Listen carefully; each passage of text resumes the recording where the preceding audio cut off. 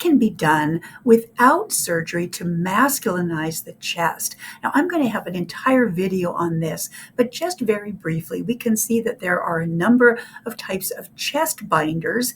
A GC2B binder is illustrated in the ad, actually on the left side, and here we see two individuals on the right using a product called Trans Tape, which greatly define and redefine the chest as a male chest. Now, what can be done about a muscular build? Well, I will tell you, it's much easier to add muscle under the influence of testosterone.